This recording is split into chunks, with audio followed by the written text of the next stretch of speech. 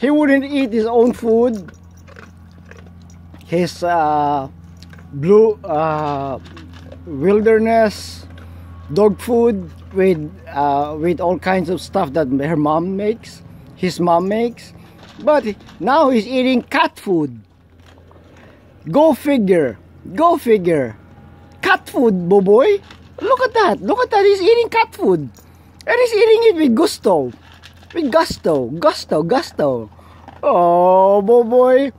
You must have really been having a grand time, huh? He's gonna finish the whole thing.